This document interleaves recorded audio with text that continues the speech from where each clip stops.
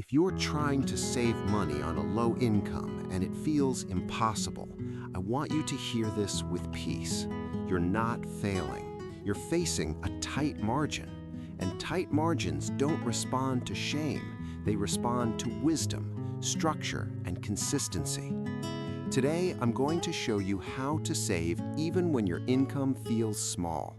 Not with unrealistic advice, not with guilt, with a simple plan rooted in biblical principles and real-life steps you can start today.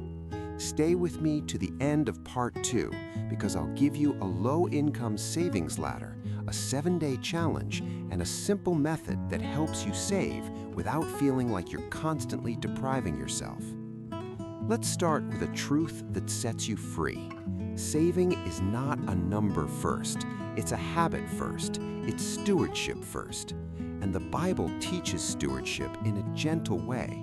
Faithfulness in little things, wisdom that builds a house, and peace that comes from order. When your income is low, the goal is not to impress anyone. The goal is stability. The goal is breathing room. The goal is peace. So here's the foundation of this video. You don't save by waiting for a perfect month. You save by building a system that works in imperfect months. Now, I want you to picture your finances as 3 levels, not 3 goals, 3 levels. Level 1 is survival. Rent, food, basic transport, basic bills. Level 2 is stability, a small buffer so emergencies don't destroy you. Level 3 is seed, small savings that grow over time. If your income is low, you're not starting at seed level. You start at stability. And stability can begin with an amount that looks small to others, but looks powerful to your future. Here's the first retention promise I'll make. By the end, you will know exactly what your first savings number should be, even if it's only $1 a day. Now, step 1. Stop guessing and get clarity without fear. Many people don't save because they don't look. Looking feels painful, so they avoid it.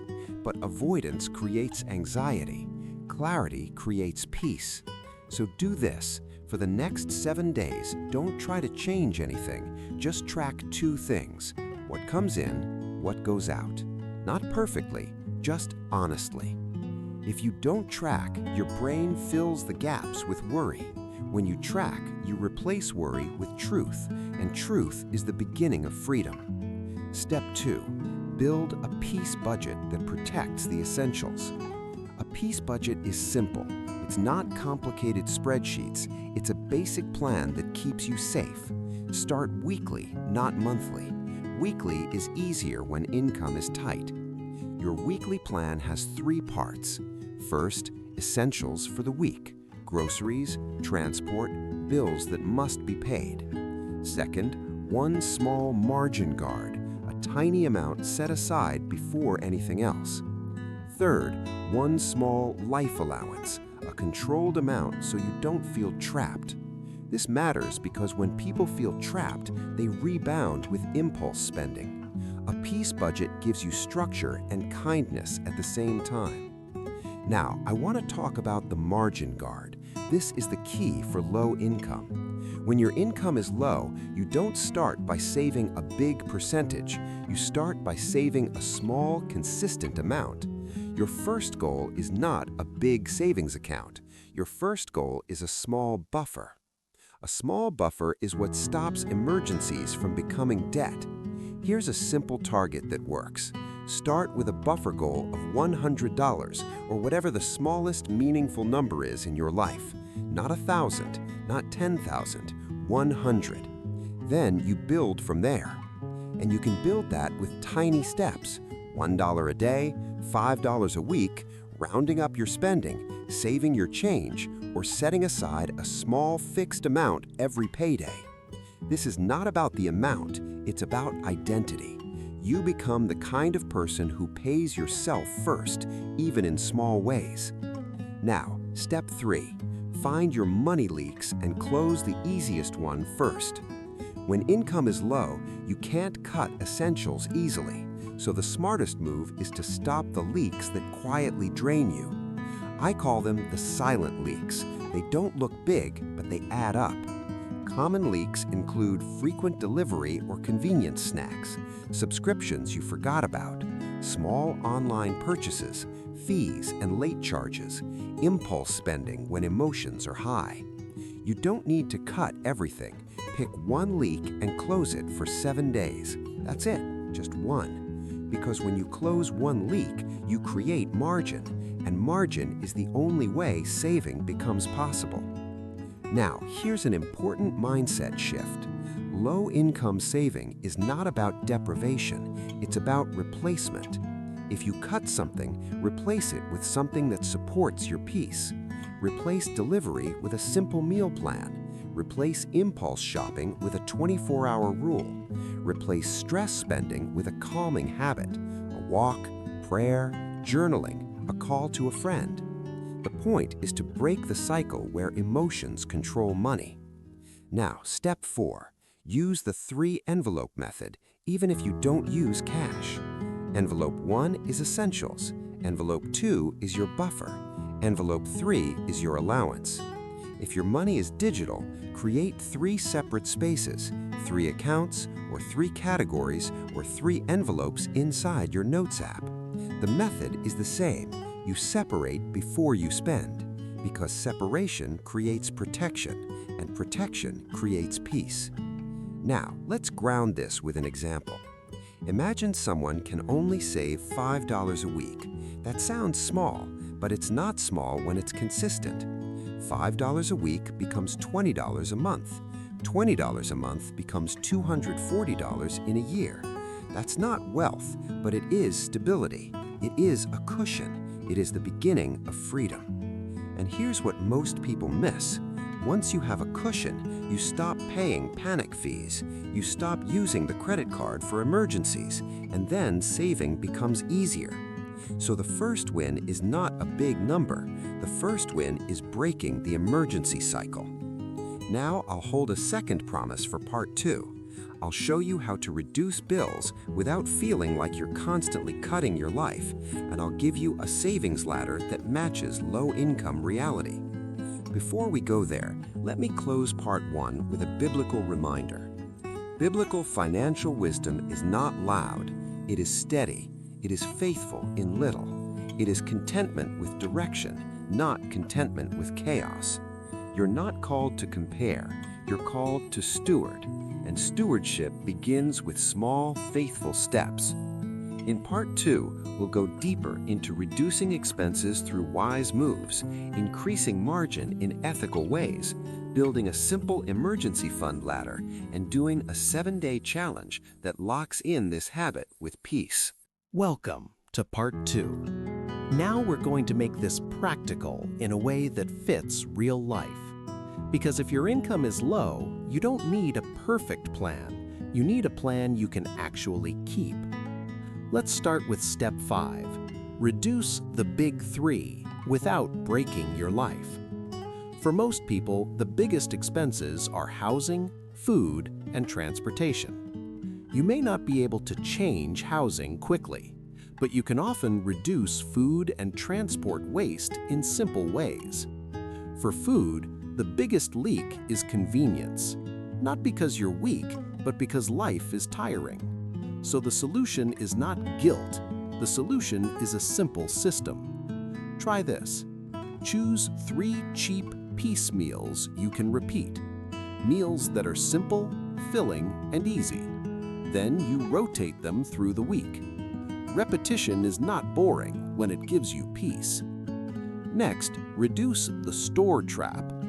Many people overspend because they shop hungry, rushed, or without a plan. So you shop with a list, you set a limit, and you avoid emotional shopping. For transportation, the key is planning routes, combining errands, and reducing extra trips. Small changes create margin. Now, step 6. Stop paying penalty money. When income is low, penalties destroy you. Late fees, overdraft fees, interest, small charges that pile up. So do one powerful thing. Set reminders for your top 3 bills. Even if you can't pay early, you can avoid late penalties. Avoiding penalties is a form of saving. Also, call and negotiate when possible. Ask for a lower plan. Ask for hardship options. Ask if fees can be removed. You don't have to be ashamed. This is stewardship. Now, step 7. Increase margin in ethical, realistic ways. This is where many people feel hopeless. They think, I can't save because I don't make enough. And sometimes that's true. Your margin is too tight. So the goal becomes increase margin little by little. That doesn't always mean a big side hustle. It can mean small, realistic moves. Sell items you don't use. Offer a simple service once a week. Do a small weekend task. Learn one skill that increases your earning ability over time. The biblical lens here is work with dignity and wisdom, not exhaustion, not chasing money in panic, but creating margin with purpose. Now, I promised you a low-income savings ladder. Here it is. The low-income savings ladder has 4 steps. Step 1, the $100 buffer. This is your emergency brake. It prevents small emergencies from becoming debt. Step 2, 1 week of essentials. Not 1 month, 1 week. That's enough to change your stress level. Step 3, 1 month of essentials, built slowly. This is stability. Step 4, steady saving and giving with wisdom.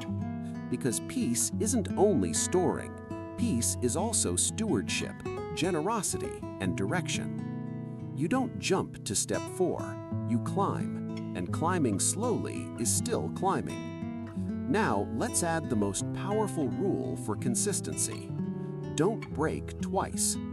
If you miss one saving moment, okay, no shame. Return next time. But don't miss 2 in a row, because 2 misses become a pattern. A pattern becomes identity, and identity shapes your future. Now let's do the 7-day challenge. This is simple and realistic. Day 1, track what comes in and what goes out. No judgment, just truth. Day 2, find one money leak and close it for 7 days. Day 3, set the tiny savings amount and separate it first, even $1. Day 4, set reminders for 3 bills to avoid penalty fees. Day 5, choose 3 piecemeals and plan them for the week. Day 6, do a 15-minute money reset, review spending and adjust. Day 7, move what you saved into your buffer and write one commitment line. I steward with peace. I am faithful in little. Now, let me speak to your heart for a moment. Saving on a low income can feel like you're fighting uphill, and that's why you need peace, because peace keeps you consistent when motivation fades. You are not behind forever. You are building a foundation, and foundations are built slowly. Small steps done consistently will change your life more than one intense month that you can't repeat. So start small, start faithful, start with peace. If this video helped you, subscribe to Faith Builds Wealth. Comment below, my first saving step is, and tell me what you're starting with. $1 a day, $5 a week, or a small buffer goal. I want to read and reply with direction. May God give you clarity, gentle strength, and steady wisdom, one step at a time.